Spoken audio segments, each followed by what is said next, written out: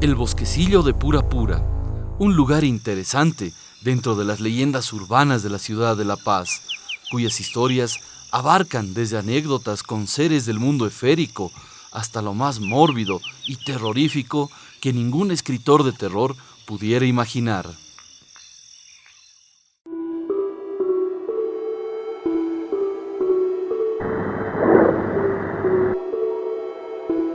¿Cómo es el lugar donde usted está?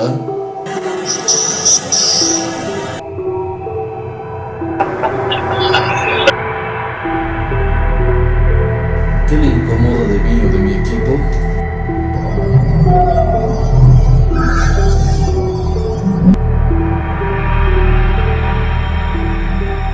¿Por qué los echa?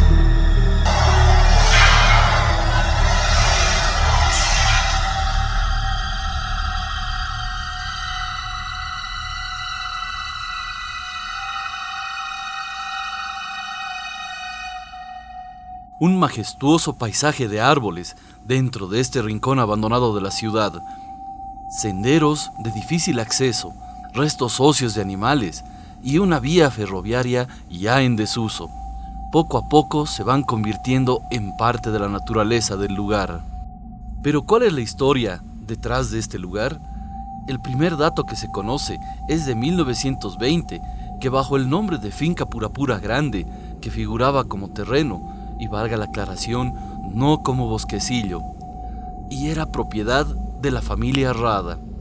El 13 de diciembre de 1923, mediante un proceso judicial, esta finca pasa a ser propiedad de la empresa Railway and Antofagasta Company Limited, fundada tras el Acuerdo de Paz y Amistad y Comercio de 1904, firmado entre Bolivia y Chile, que debía construir un ferrocarril que uniera Arica con el norte de la ciudad de La Paz, con el fin de satisfacer las necesidades de tráfico del comercio exterior de Bolivia. Este proceso de construcción de la vía ferroviaria comenzaría a tomar forma a partir del año de 1906. Pasada esta década, la obra de ingeniería sufrió un grave retraso por una epidemia de paludismo, como se conocía en ese entonces a la malaria.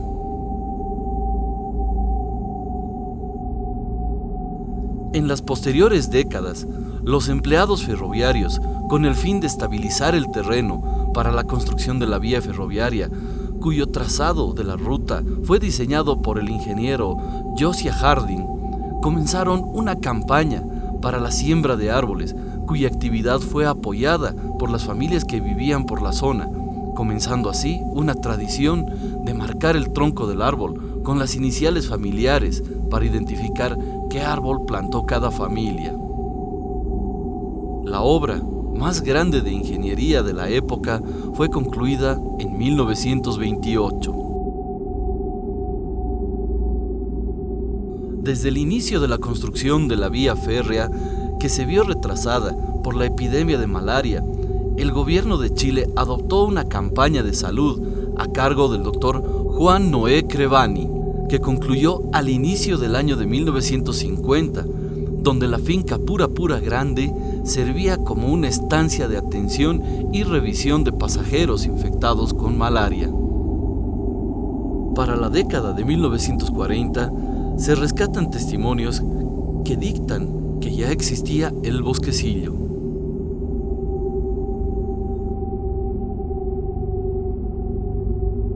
Atravesando este bosquecillo existe un sistema de túneles subterráneos cuya finalidad era la de funcionar como un acueducto, transportando agua desde el sector conocido como Semapa y abastecer en su recorrido a la ciudad hasta llegar a Villa Victoria. Antes de su inauguración, este acueducto sirvió como escondite de carabineros y en la revolución de Víctor Paz Estenssoro el año de 1952 sirvió también como escondite de los fabriles, donde guardaban sus alijos de armas y municiones. En la época de las dictaduras militares y Plan Cóndor se conoce el dato que traían a presos políticos a estos túneles para torturarlos y deshacerse de sus restos. Por las condiciones de intencional soledad del bosquecillo de Purapura, cuentan los vecinos que actualmente es frecuentado por grupos delictivos que en su labor delincuencial atracan a las personas que transitan por ahí. Otro testimonio dicta que estos grupos delincuenciales, una vez que asesinan a una persona en la ciudad, vienen a este espacio a dejar el cuerpo.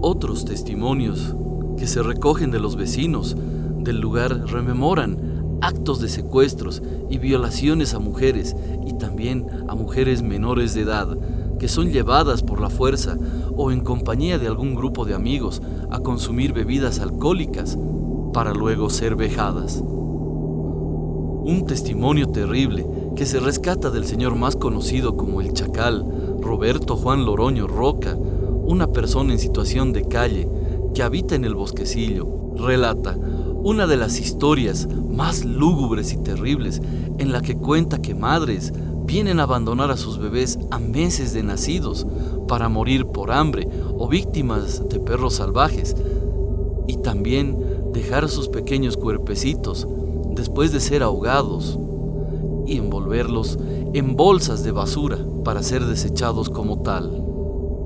Y yo hace años, cuando entré a vivir aquí, he llegado. Esas veces había harto. Y yo limpio siempre mi túnel. Cuando he encontrado huesitos de calaveritas así, habían sido abortados, guaguas abortadas. Y los he enterrado, los he ido a poner más adentro, los he enterrado. Y desde esa vez me cuidan a mí, no me pegan. Una vez conocidos los antecedentes de este bosquecillo, veamos cómo se construye la investigación de este enigmático lugar conocido como la Casa de los Duendes.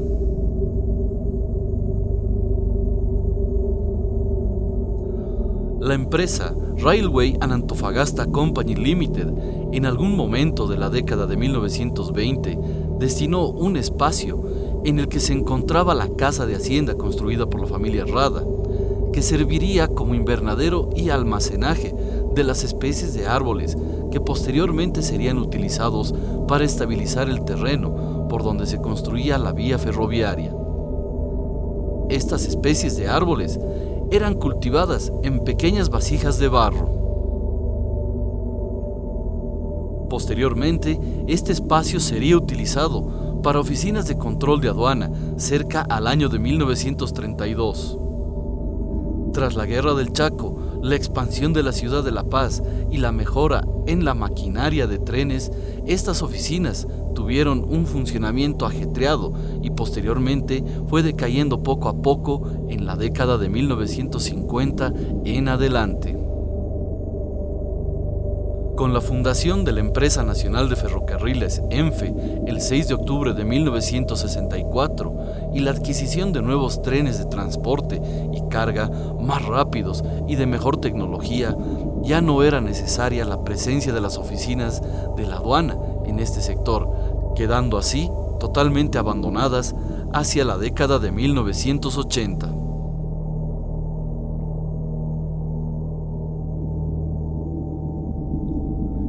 La Casa de Hacienda, que una vez vio pasar a los soldados que se dirigían a combatir en el Chaco y pasajeros de todo el país, poco a poco quedó en silencio, solo a cargo de cuidadores que vivían por la zona. Después de la privatización de ENFE, el 21 de marzo de 1994, esta empresa fue dividida en dos: Ferroviaria Andina y Empresa Ferroviaria Oriental. El bosquecillo y la antigua casa pasaron a ser propiedad de Ferroviaria Andina, empresa que dejó de operar en La Paz, echando al olvido sus instalaciones. Fue así que la antigua casa de hacienda quedó completamente abandonada a la inclemencia de la naturaleza y el clima paceño. Pero, ¿de dónde proviene la leyenda de que esta casa alberga a duendes? En los últimos años, a la fecha, en redes sociales y en algún noticiero nacional, sacaron la noticia de que el señor Dante Salvietti encontró un pequeño ser antropomórfico muy parecido a un viejito. Investigando los antecedentes de esta casa podemos rastrear la historia que dio origen a la leyenda que versa en la aparición de duendes en este sitio. Los testimonios de la gente que habita el lugar y la confirmación de los datos por parte de la policía boliviana tristemente dan veracidad al antecedente de que en los túneles subterráneos mujeres, tal vez de bajos recursos, llegaban al lugar para dejar los pequeños cuerpos de sus hijos recién nacidos.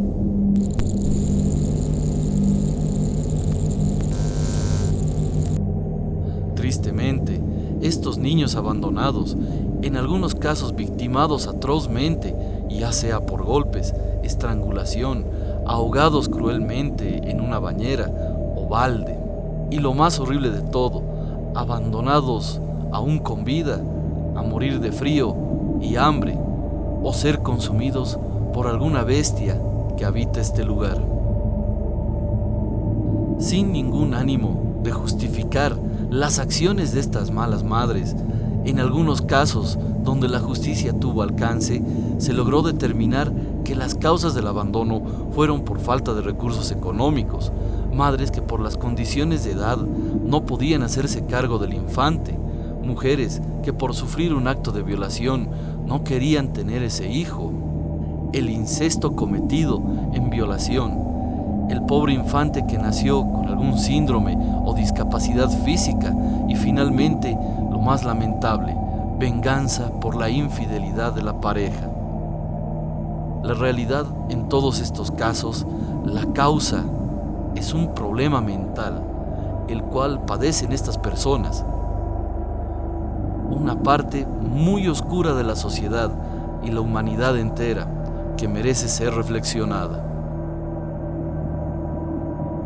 Una vez conociendo estos datos y haciendo una relación con la mitología y la mística que rodea nuestro país, cuenta la tradición popular, para que un duende se constituya como tal, se necesita la muerte de un niño inocente en condiciones traumáticas y que no hayan sido bautizados. Según conocedores y estudiosos del mundo esférico, estas son las condiciones que dan lugar al génesis de estos seres. Independientemente de que se crea o no, en esta tradición popular no existen evidencias para comprobar o refutar el origen de estos seres conocidos como duendes. Usted es el que tiene la última palabra. Lo que sí tenemos como punto de inicio es la evidencia real, los actos terribles y crímenes horribles que se cometieron en el bosquecillo de Pura Pura.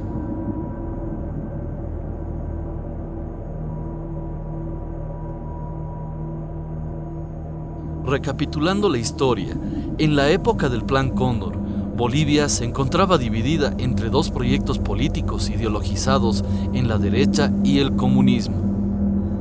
El Plan Cóndor surgió para controlar todo brote comunista en Bolivia, Argentina, Chile y Paraguay.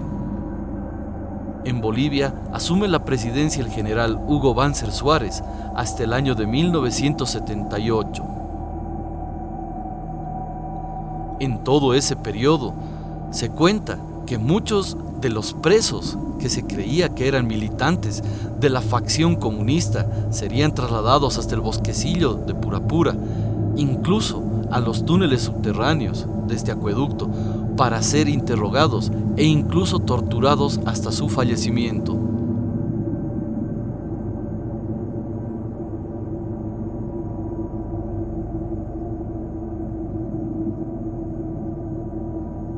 Se cree que los restos mortales de estas personas fueron enterrados en los predios de este bosquecillo. Toda gloria y honor a las personas que lucharon creyendo en sus ideales, a las personas que lucharon y murieron pensando en lograr una Bolivia mejor, defendiendo estos ideales. No así a los extranjeros que con su injerencia nos llevaron al conflicto.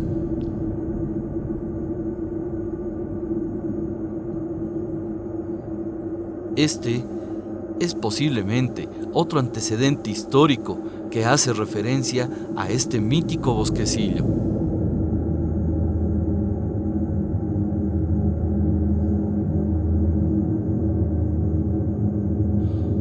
Un antecedente más que se alberga en lo mórbido y el horror son los distintos casos que se dieron y siguen sucediendo hoy en día. Es la problemática social de las bandas delincuenciales que operaron y siguen operando dentro de este bosquecillo, cometiendo desde asaltos a los vecinos y gente que paseaba por el lugar, hasta asesinatos por robar las pocas posesiones que tenían estas personas. Tal es el caso de una pareja que fue interceptada por una pandilla, la cual asesinó al hombre y tristemente vejaron a su pareja. Otros grupos delictivos, conocidos como cogoteros, después de asesinar a choferes de taxis, procedían a desechar el cuerpo de su víctima en este bosquecillo con la esperanza de que no fueran encontrados. Todos estos horribles episodios que tuvo que sufrir este lugar, hasta ahora lo dejan con un manto de misterio y lo convierten en un lugar tenebroso, solitario y místico, que es a su vez aprovechado por sectas y cultos de santería para practicar la magia negra. Evidencias de rituales extraídos de San Cipriano y el Necronomicon lovecraftiano, sacrificios de animales y sacrificios de sangre, un lugar convertido en la meca de la magia negra, considerado como un templo del ocultismo tribal y un lugar para hacer contacto con seres conocidos por la cosmovisión judeocristiana como demonios. Esta es la historia en desarrollo de la Casa de Pura Pura, que descubriremos en la segunda parte de este documental.